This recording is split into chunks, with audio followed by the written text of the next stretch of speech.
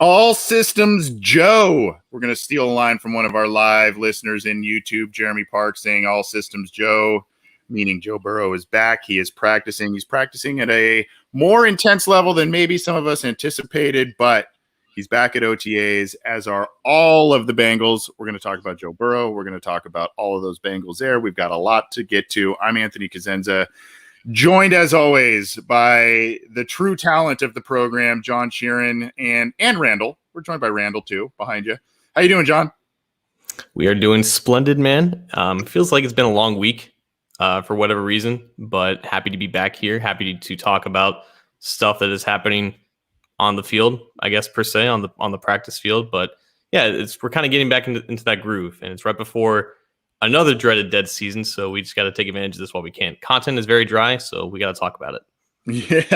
Yeah. And I think there's been a little bit of that feeling in terms of, you know, some of the content that has been put out. We'll maybe get to that in just a little while longer, but we've got, like I said, a lot to get to because the Bengals are practicing. They're on the field, all of the Bengals. It's not just the rookies. And as you said, it's always nice when this team provides a positive respite from the Bengals don't always provide that in terms of, you know, you try and escape and watch them win games and all this kind of stuff. And it's not always rainbows and sunshine with the Cincinnati Bengals, but at least for this week it is, because, John, in case you have been living under a rock, in case you did not watch our water cooler chat episode this week or listen to that this week, Joe Burrow has returned to practice. And not only returned to practice, John, he has returned, at least to me, he's returned in a form that really surprised me. I kind of expected him maybe being in shorts and just kind of lobbing the balls around, maybe to some coaches, a couple of players here and there. I did not think it would be as structured as I saw, and or the planting, the driving, and the velocity behind some of these throws. I was surprised, but he is back. Always a good sign to see that. Yeah, it was just an unknown in terms of like how involved he would be. So he's been throwing for, I guess, months now, and that's been a thing. Like, he's been just working with the equipment trainers on the field at PBS, but it was always like, okay, like that's one thing. All right, is he going to be in any huddles? Is he going to do basically the majority of the work that a quarterback would do in May during OTAs? And for the most part, it does kind of seem like that. Now, there were limitations. I believe every single play was just with an empty backfield, so wasn't Joe Mixon next to him out of shotgun. There was no dropbacks. I think it was just plant your feet, a couple of resets here and there to throw on the left and right side of the field. And I don't believe he threw more than like 30 yards down the field, even though he has been doing that in his rehab process. But for the most part, like you watch him, and if you hadn't noticed the knee brace, you would think he looks fine, right? And that, I think, is more or less what you would expect from a guy who claims that his left knee is at 80 to 85% capacity compared to his right knee. Now, I'm not a doctor. I'm not Dr. Neil Elatrash, but I feel like that is pretty damn well compared to being just under 6 months out of knee surgery. And then he, I think, mentioned after the practice that he would like to go full go for training camp, which very much mimics what I believe Giovanni Bernard did when he came back from ACL surgery in 2016. Obviously, Carson Palmer was full go when he suffered his ACL injury in January. It's just the thing with the Bengals, man. Like, these guys, unfortunately, they suffer a lot of ACLs, but they always get them back really, really quickly.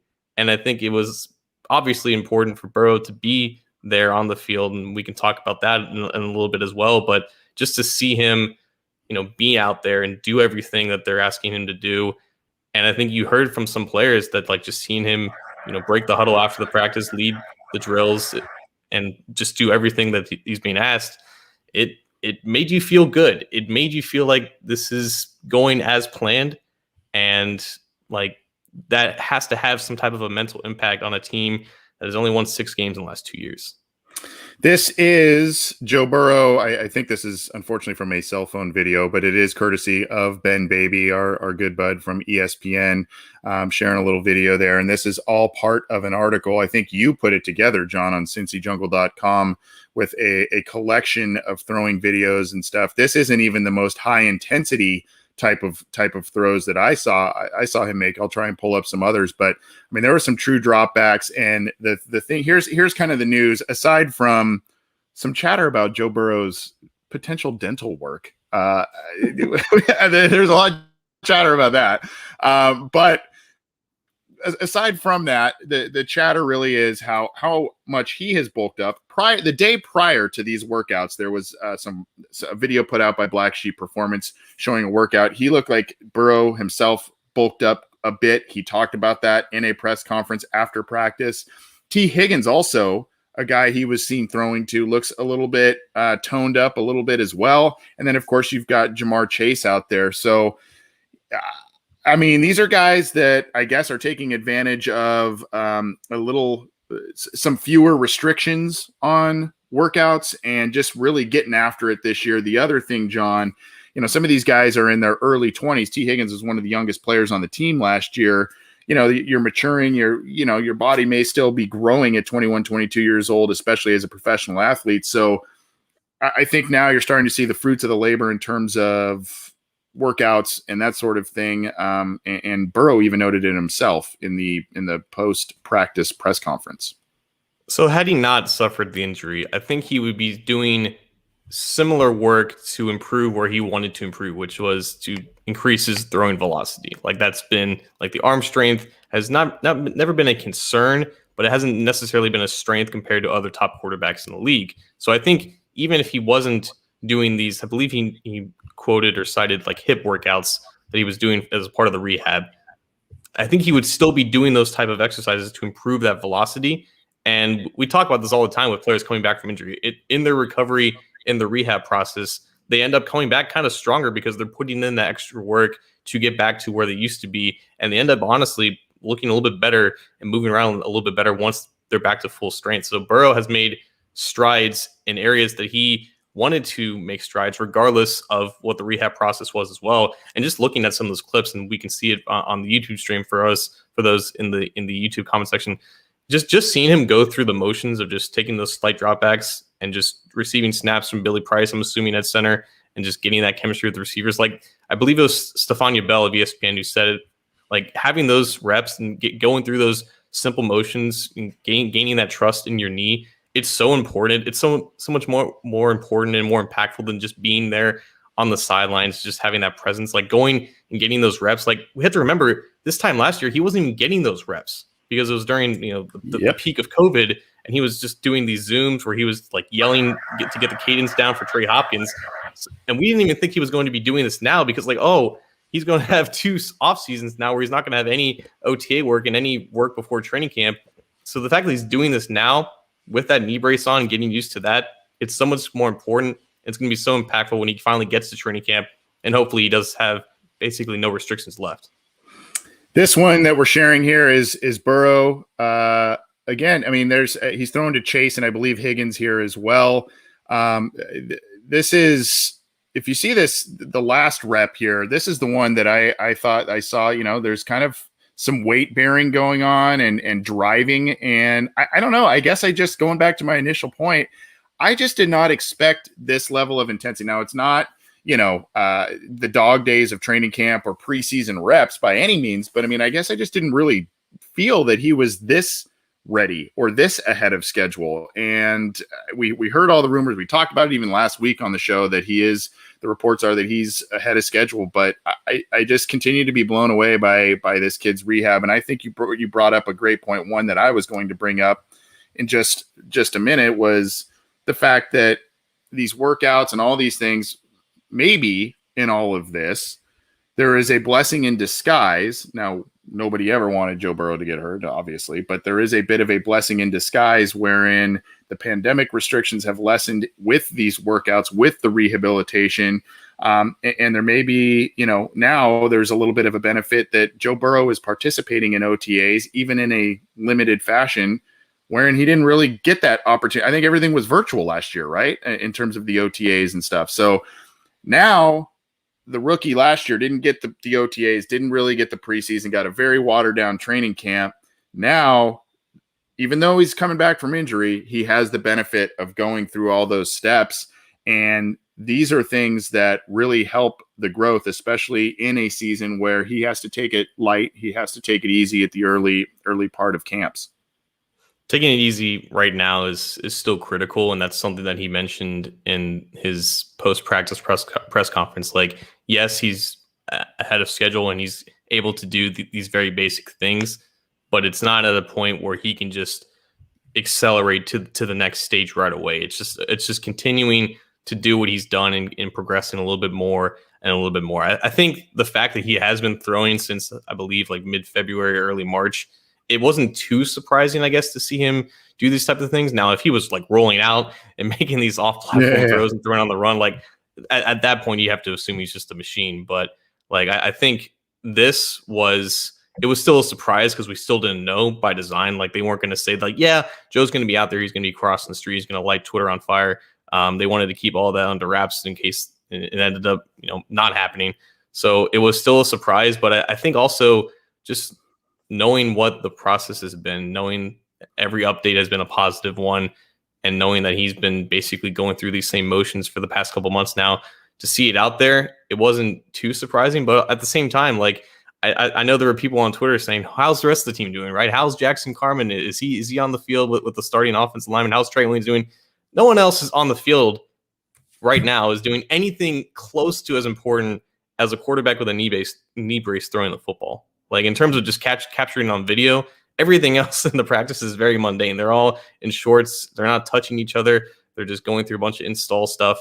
So just seeing him out there, it's obviously the main attraction, and it's what we need to talk about because, again, we didn't expect this, and just to see it with our own eyes, it's very special. It is. And we're going to talk about other players, offensive line, other impressions that we saw out there. Again, impressions have been a little bit limited because these are very watered down practice sessions as compared to those right in the middle of summer. But talking more, a little bit more, Joey B coming back. He is going to bring us, we haven't done one of these in a long time because there haven't been a lot of interviews or we usually do this kind of more regular season, but this is a soundbite of the week. This is courtesy of Bengals Media on there. You can find it on their Twitter account. You can find it on their website, the post-practice press conference. Say that 3 times fast. Here's Joey B asked a question by ESPN's Ben Baby about being back at OTAs and the importance of that. So we're going to play that for you right now. Joe, sorry if you got asked this a little earlier, but did you feel like it was important for you kind of as you grow into being a leader to be involved in this OTA in some capacity? Yeah, I think that's fair to say. I didn't want to just not show up and do my own thing. I'm at the point where I can, even if I wasn't able to do everything, if my knee was less than what it is now, I would still want to be here and be around everybody and communicate and call plays in the huddle. Because we have a lot of new faces on this team that need to see me there and see me working. So it was really important for me to be here.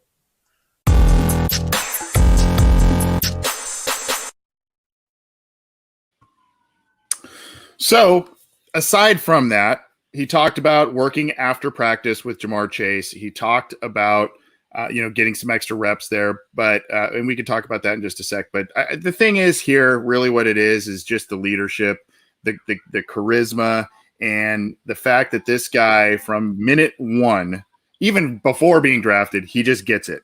He gets what comes with the responsibility. He gets what comes with being the quarterback, a guy from Ohio, and being the franchise quarterback of the Cincinnati Bengals. He just gets it. And the fact that he said, you know what, we're going to talk about the attendance level as well at OTAs, but the fact that this guy's here, he had a horrific injury. Many of these players who were on the roster witnessed him in agony when it occurred. The fact that he's back there and he's saying, I got to be here. I got to be here. I got to work. I got to be an example for these guys. That to me was like, wow. And I'm sure that, like, regardless of all those other factors, like the mental aspect, just like his presence boosting morale, which I believe he said he didn't really get that vibe, but he hoped. Like, it's just all stuff that we noticed, but we're not really sure that like it's noticeable on the field.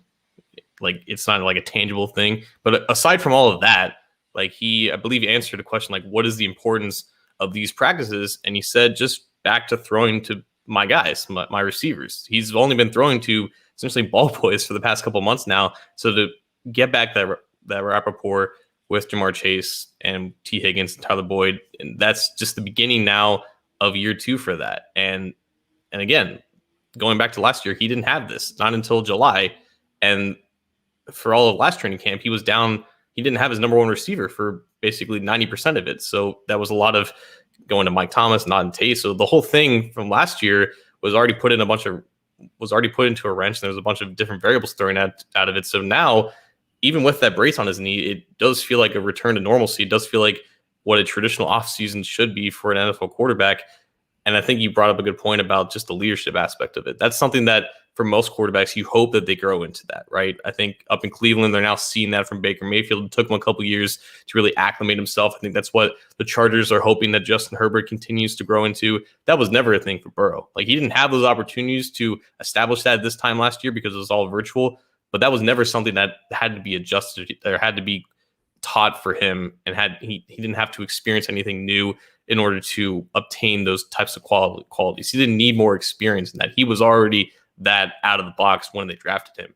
So then now he gets to utilize that in these stages of the offseason. It's something new, and it's something that could impact how they kind of start the season, especially if he doesn't really play in the preseason. The other facet, and this wasn't part of the soundbite of the week, but I think we wanted to play that for everybody just to once again kind of pump everybody up. Aside from him being back, just his attitude with it and the fire behind it, the grit behind him getting back to work so early. But with it as well, the guy who's recovering, the guy who is in the middle of rehab from a tough injury, stays after practice, makes extra throws, and throws the ball with Jamar Chase. I think it was our good buddy James Rapine who had asked him in the media roundtable there, kind of what was it like throwing to Jamar Chase and, all of that. And he said, we had to knock some rust off, and then, we stayed a little after practice, but, we got after it. And I mean, the guy who is rehabbing is staying after practice and making extra throws to make sure that the chemistry is being built with the guy he had great chemistry with at LSU a couple of years ago. And all of that is true, but I think we have to address what's happening in the comments right now. Did Joe Burrow get new teeth? Because I'm not 100% sure that his teeth looked any different last year. I didn't really notice his teeth. I feel like if anyone, I feel like we would be qualified to know what Joe Burrow's face looked like because we stared at it all of last season, and when we reviewed everything, it kind of just feels like they were just whitened. I don't know if he had any problems with his teeth. Like I feel like we've seen him for the past 2 years. I don't think they look that different. They just look really shiny in the sun. I don't know. I would. So normally we like to share a lot of the comments here. We would share. There's so many teeth comments here. I can't even share them all. So, I mean, we see a lot of them. Yeah. And I'm a guy who had braces as a young kid. And now I'm getting all self-conscious about my teeth because you guys are so enamored with Joe Burrow's teeth and potential dental work. I don't know.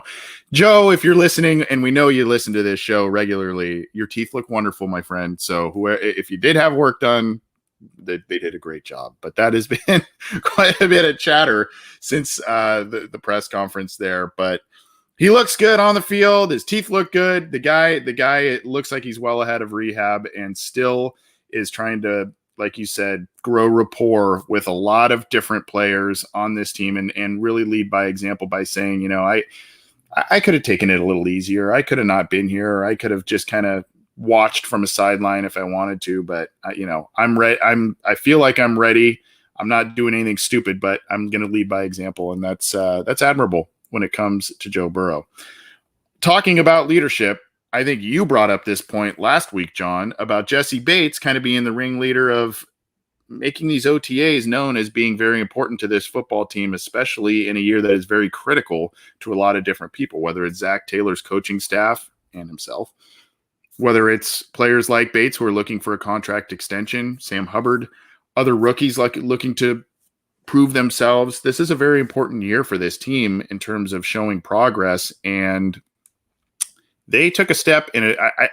I don't know how big of a deal you want to make out of this, but I think having 100% of players there, even those who weren't able to fully participate, whether it's Joe Burrow, whether it's Trey Hopkins, CJ Uzama was out there working. That's a good sign.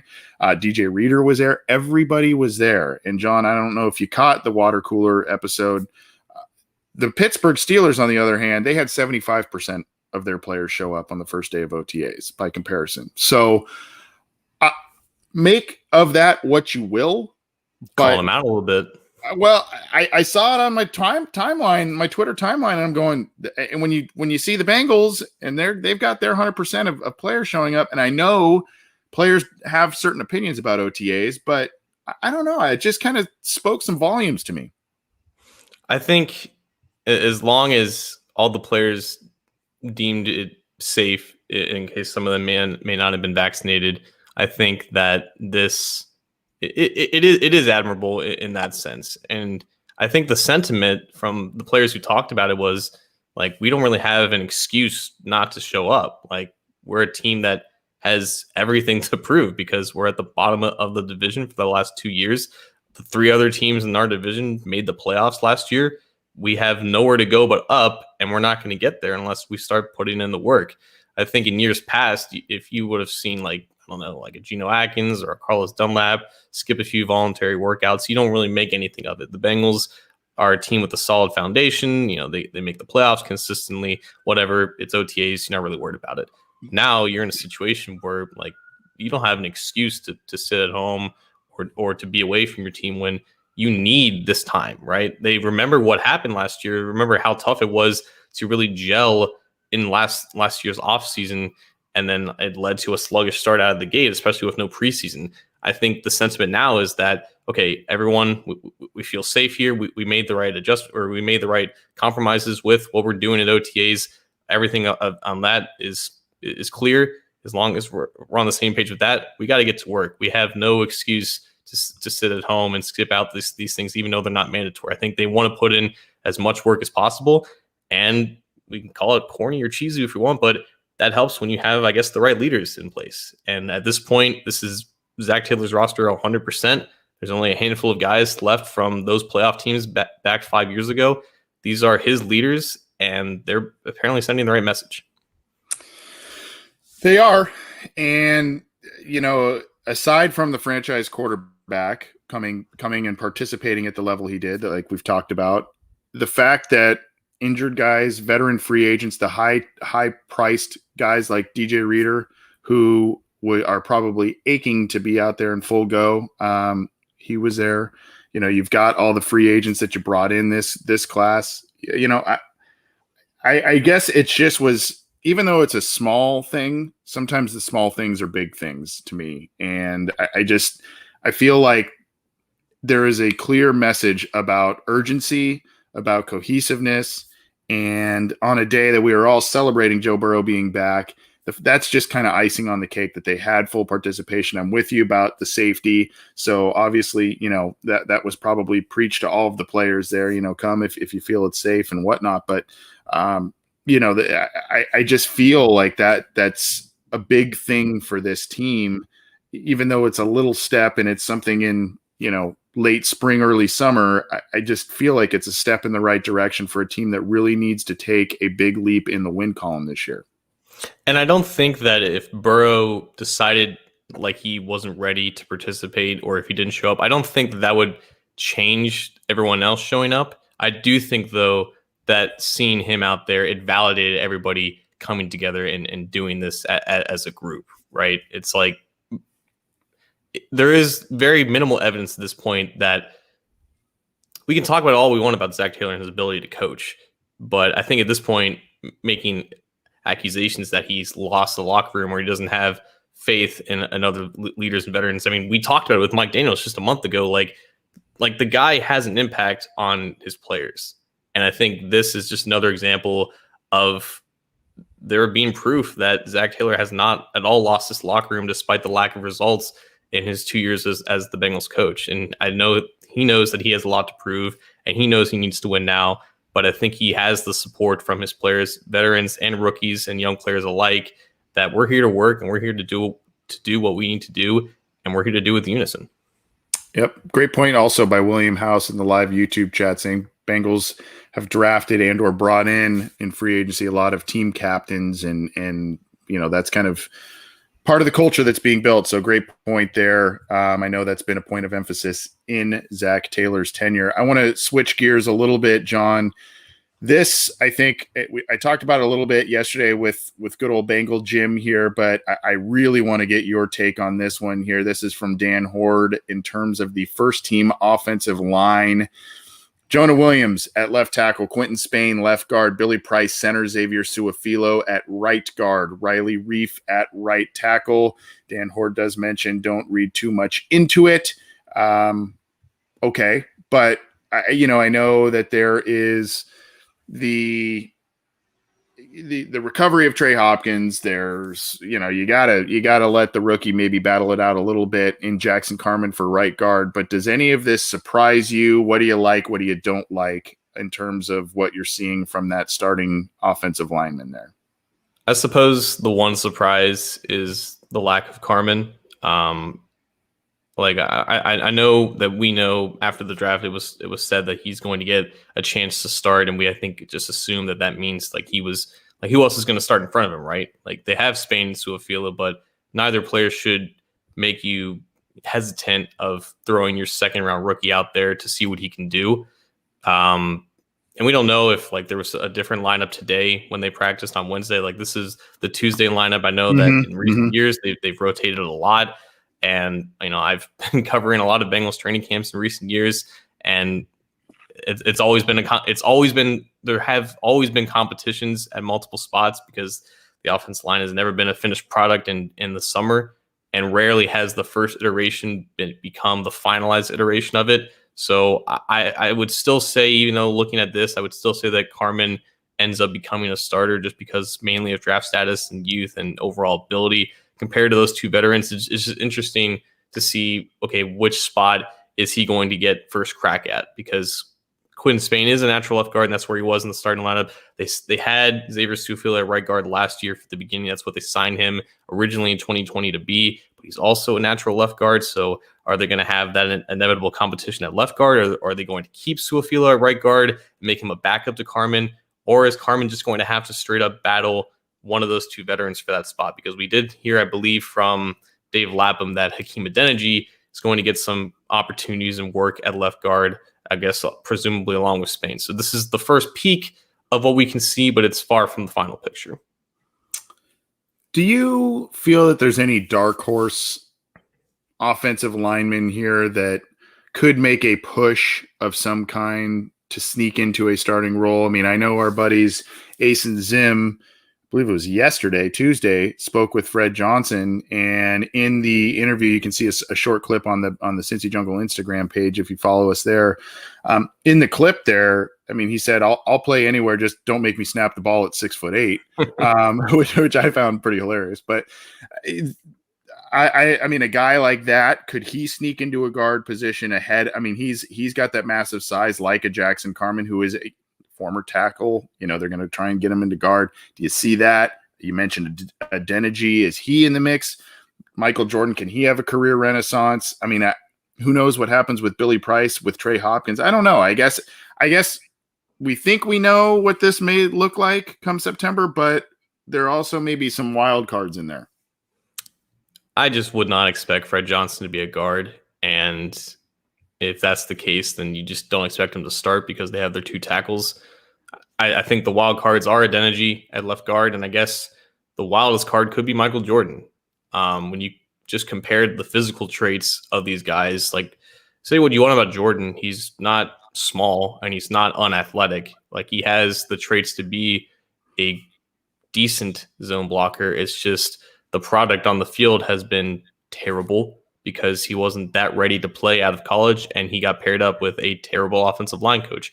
How much progress can he make under a new offensive line coach who actually knows what he's doing? I don't know. Obviously, Pollock did draft Michael Jordan. We don't know his opinion on him. We don't know if he's even going to be on the team. I guess that is the definition of a dark horse, though. Someone that you just don't expect at all. But he's still only 23 years old, and he does have those aforementioned physical traits, and he does have the fresh eyes of someone new who's going to develop him. So I guess he might be the bigger dark horse than Adeniji, who to his credit, is still athletic, but he doesn't have necessarily the size and the physical gifts that Michael Jordan has, and that's what made him intriguing coming out of Ohio State. But he lasted to the end of the fourth round for a reason. So I guess he would be the bona fide dark horse of this battle.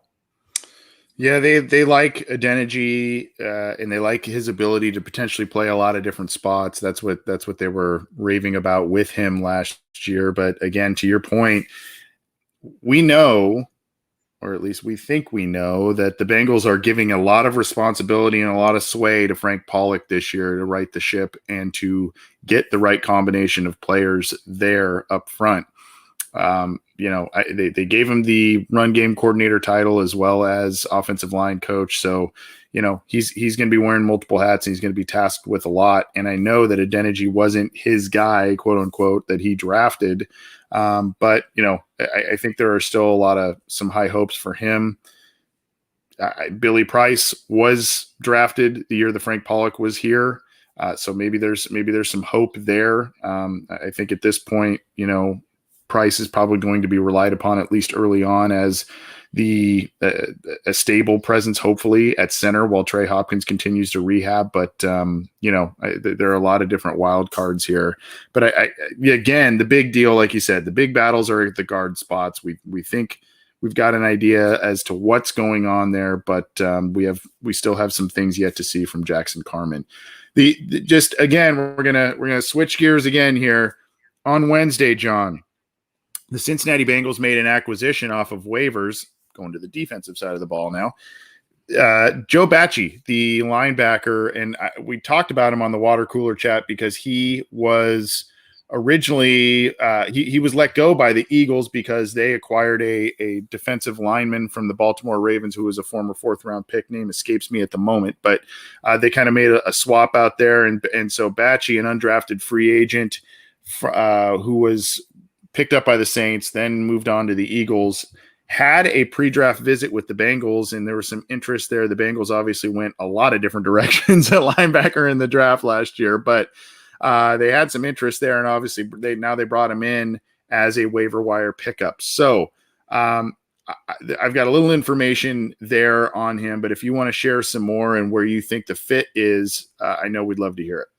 Yeah, if you had told me before that draft that they were going to draft 3 linebackers, I would have assumed that Bachie would have been one of them. Like you said, he did have that pre-draft visit with the Bengals. He checked all the boxes in terms of production, athleticism. He was a team captain. He was a multi-year starter. It made so much sense.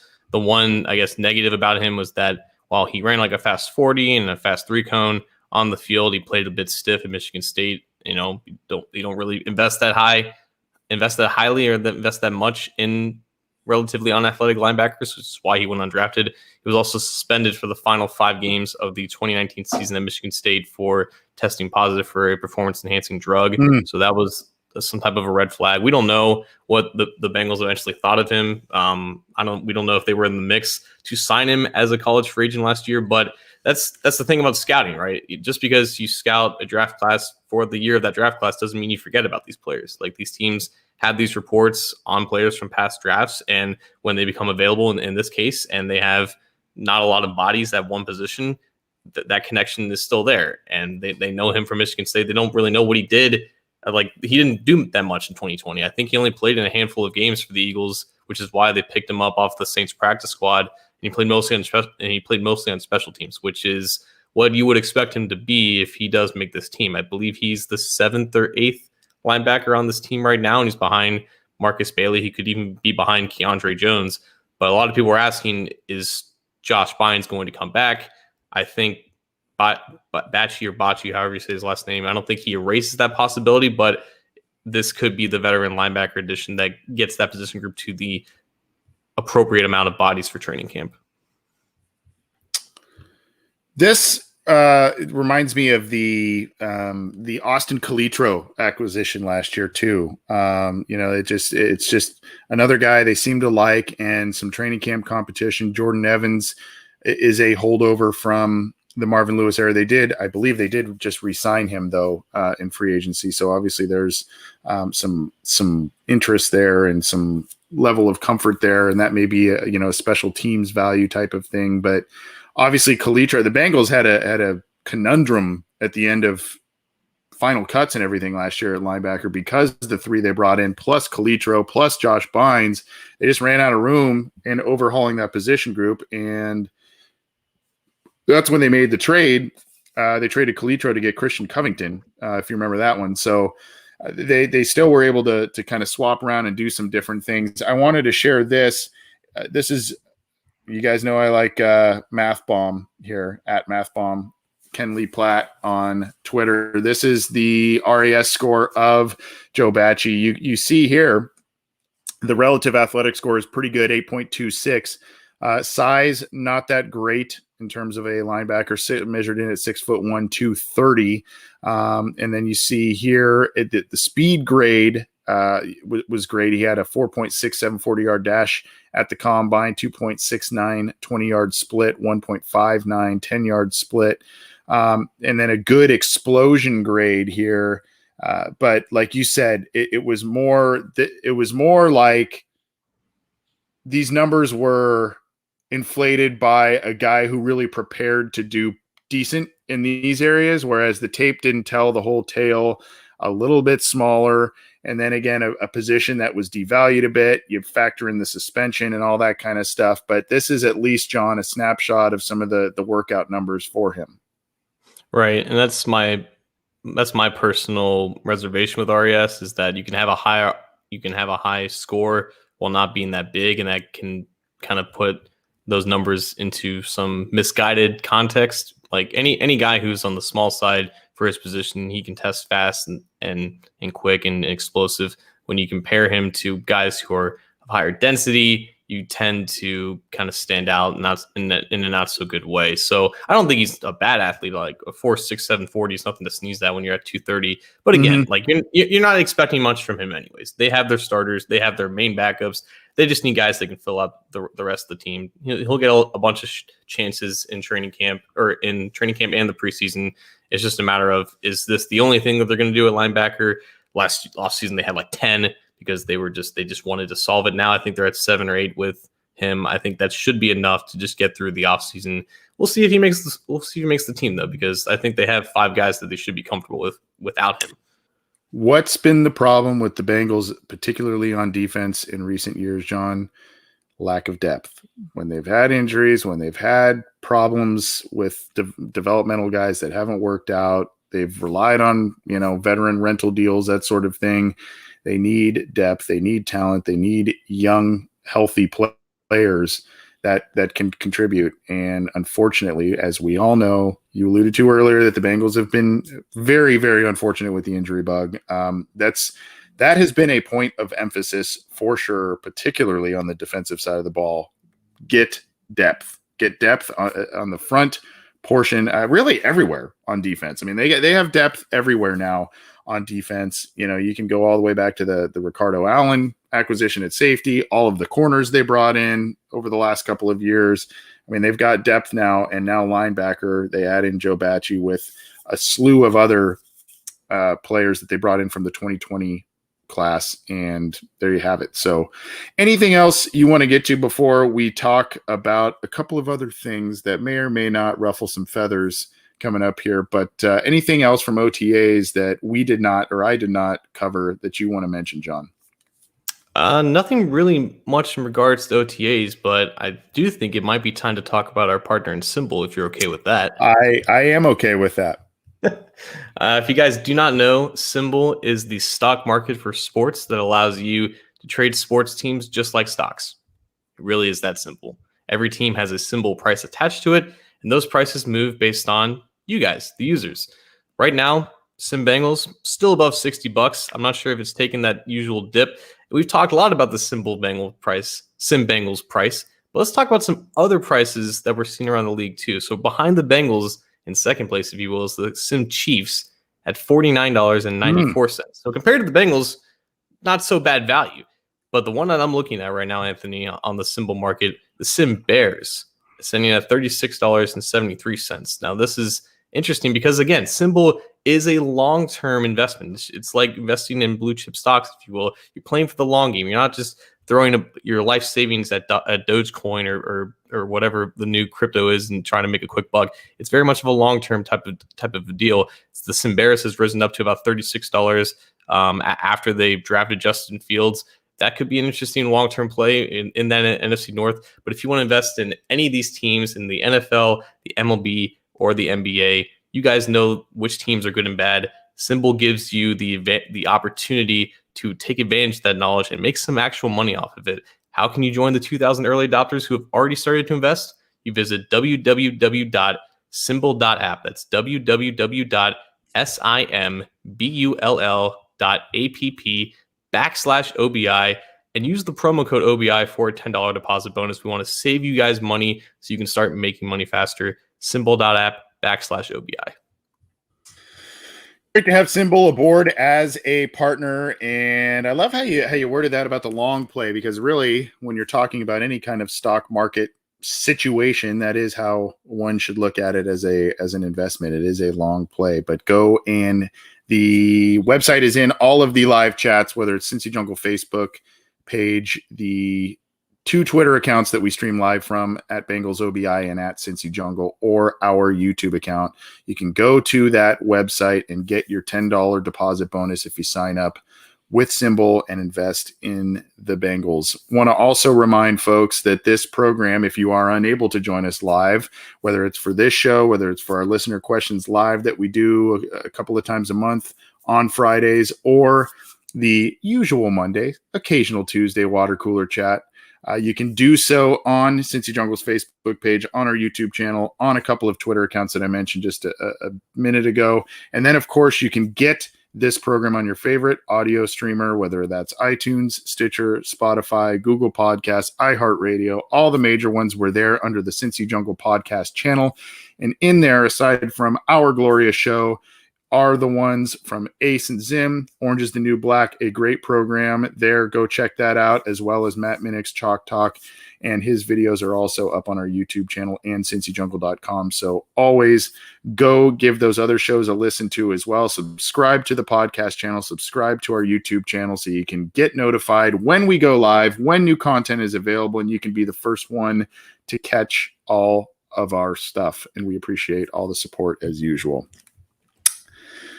John, I'm hesitant to go here. I really, really am. I'm almost kind of like, should we just cut this show off and be done? But I can't wait to see the reaction to this one. But I guess we'll do it. We'll do the state your case this week.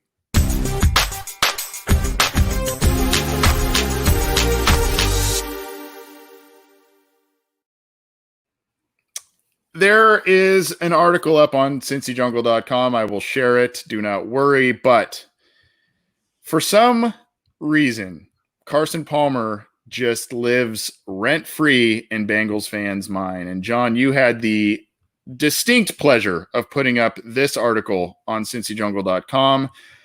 There are so many layers to this. The first one, if you read this, and I'll talk about some quotes that I found just incredible in this article. When Carson Palmer was drafted by the Bengals, apparently he had several agents that were representing him and or those in his inner circle telling him to avoid going to the Bengals number 1 overall.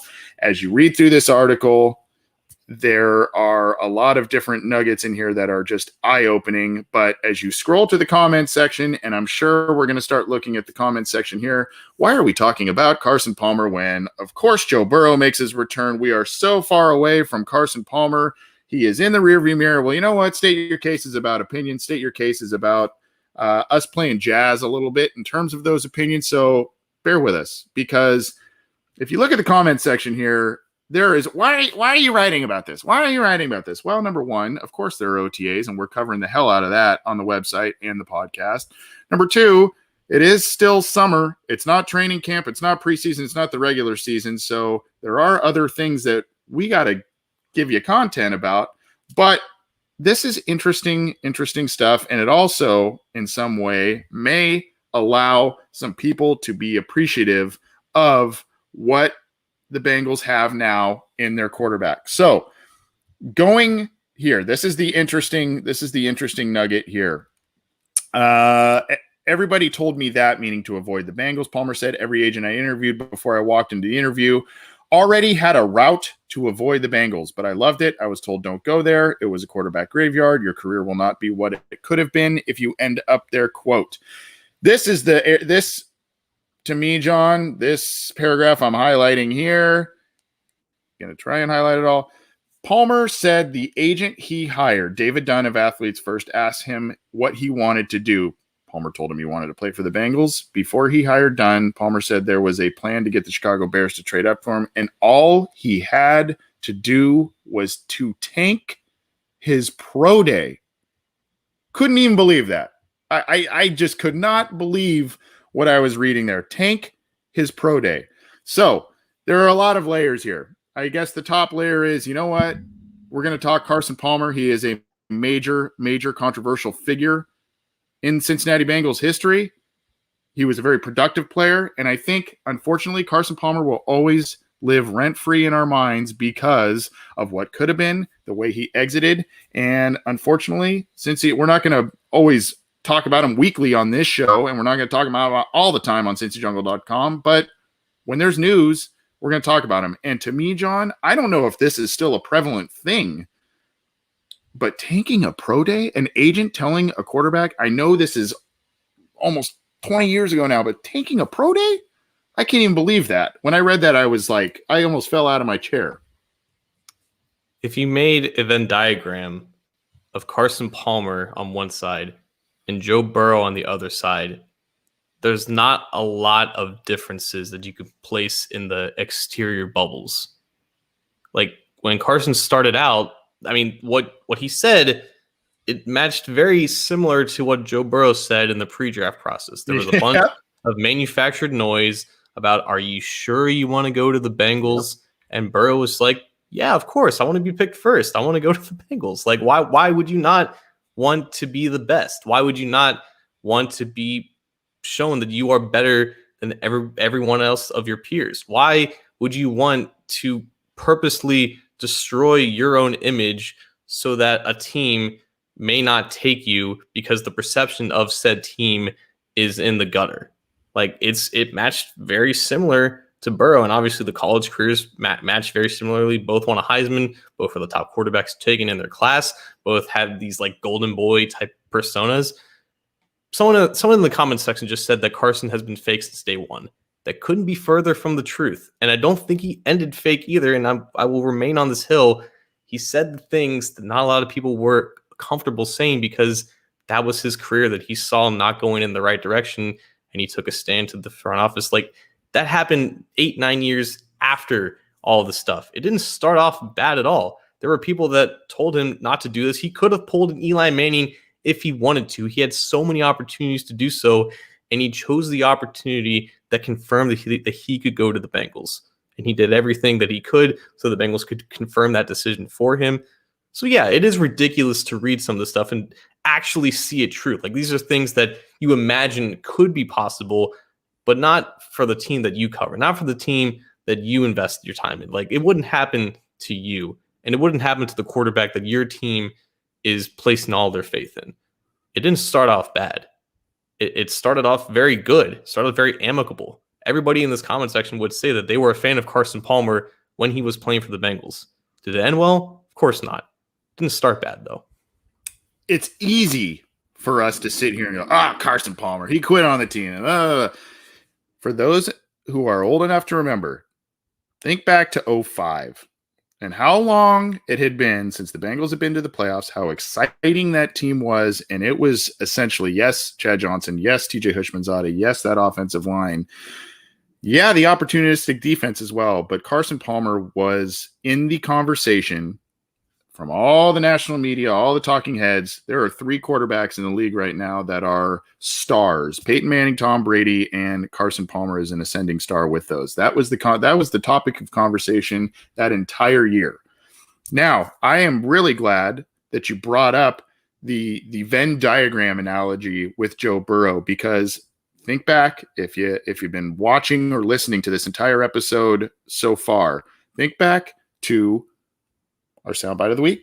Think back to all the praises and all the things that we said about Joe Burrow. And I think when you look back at Carson Palmer, if you have this major disdain for him, you can at least look at the quarterback they have now and say, yeah, there are some differences here. One thing, though, speaking of 05, John, a lot of people forget this one as well. Carson Palmer worked his ass off to come back from that knee injury and play week 1. He wasn't the same guy in 06 as he was 05, still very effective, but I think we can give him credit for that. Look, the thing ended terribly. You can say the team surrounded him with talent. You can say the team failed him. You can say all these different things. There's a lot of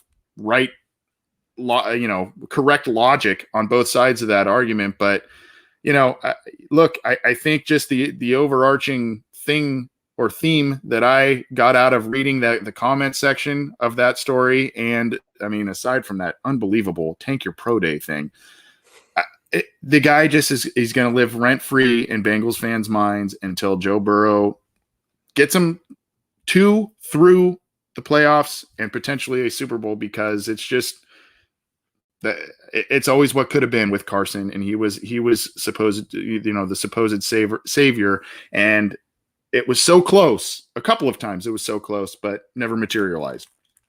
I'm still like, the Bears were drafting 14th in that draft. I was originally thinking that was the draft where they would have drafted Cedric Benson. That would have been a whole thing because the two ended up being teammates anyways. Bears were drafting 14th.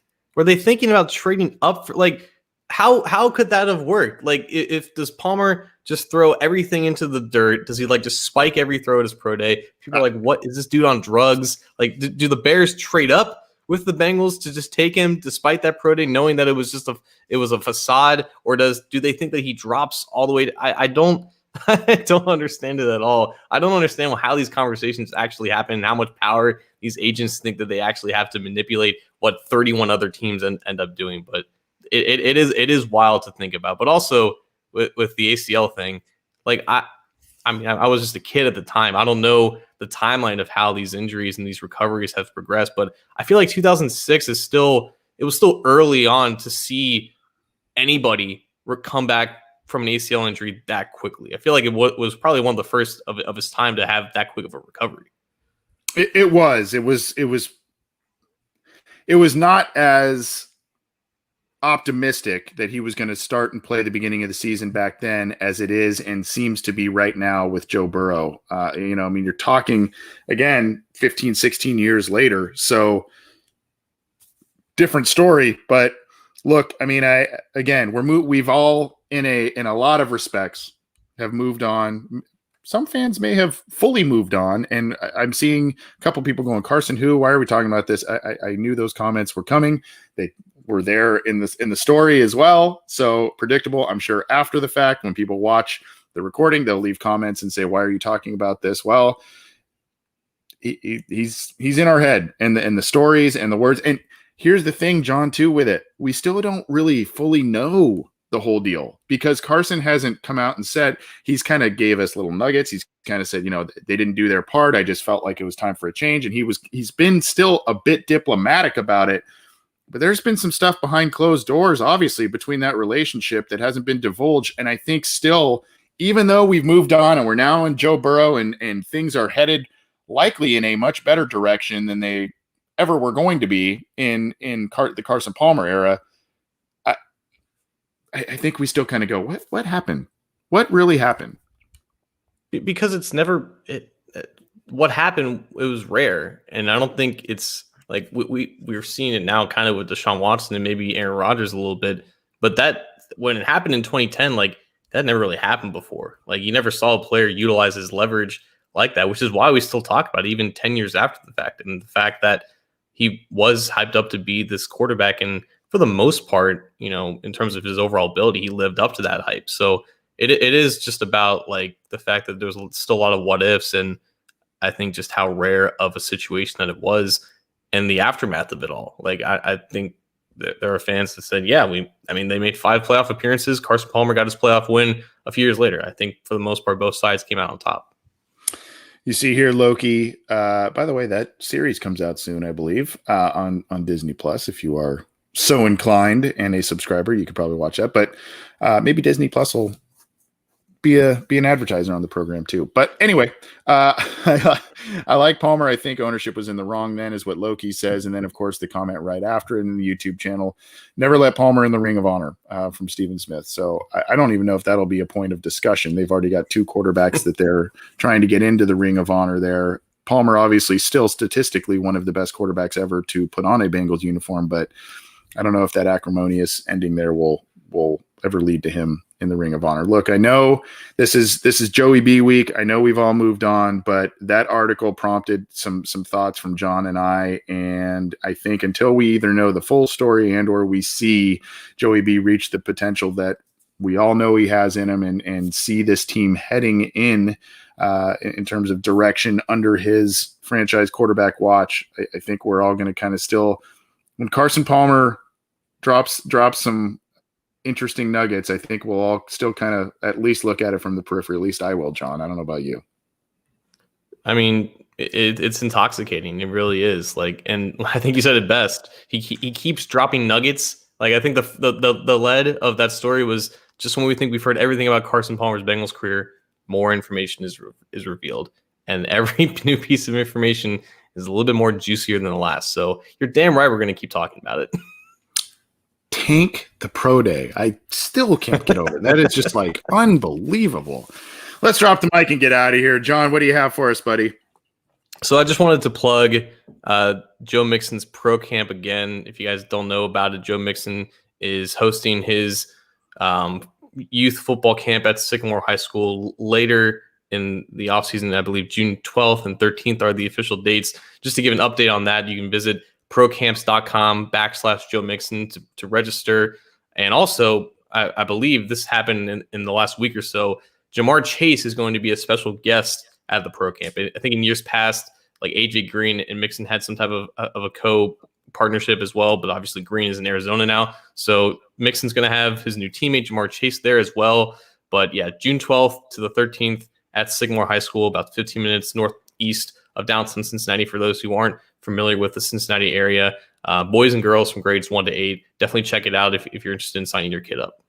Very cool. And Cincy Jungle, I think you mentioned, is the media sponsor of that event. Yes, correct? they are. So pretty cool. We've we're hoping to see some cool stuff from that, and obviously a great cause there. I just want to say a thank you to Bengal Jim, and obviously he's got his great own show and a huge following on social media and whatnot. But go check out the event that we talked about on the show yesterday, the water cooler chat show, June 19th. It's a march to the hall where it's bringing rightful recognition to a lot of Bengals players. That's the rally that they are going to do at the Pro Football Hall of Fame, and obviously some cool events and tours and all that kind of stuff scheduled too. So go check that out. And then I want to say thank you once again to Jason Von Stein. He on Wednesday allowed me and us to go on.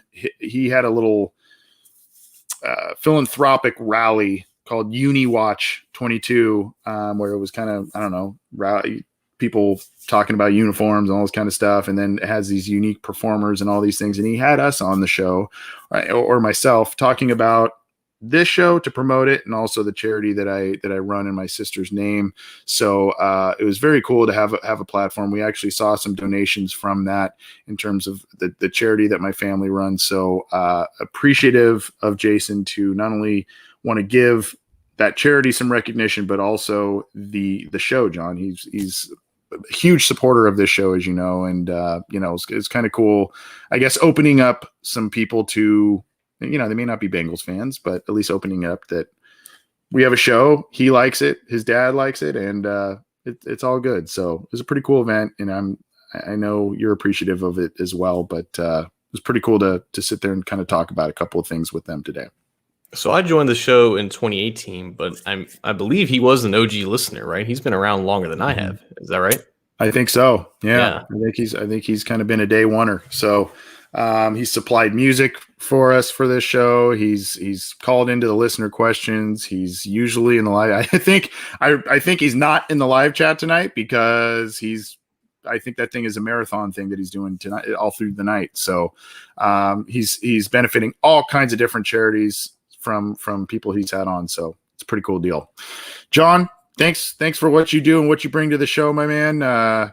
Maybe we'll hold off on the Carson Palmer talk for a little while now on the show. We hit our quota. Yeah, we did. So hopefully we didn't lose all kinds of subscribers and listeners for talking the former number 9 as well as the current number 9. But Joey B is back. It's time to be happy. Bengals fans, thanks for tuning in. This has been the Orange and Black Insider Bengals podcast. We will catch you soon. Get the show how you can on your favorite audio streaming platform. Try and join us live when we hit the air. Subscribe to our channels. We'll see you soon.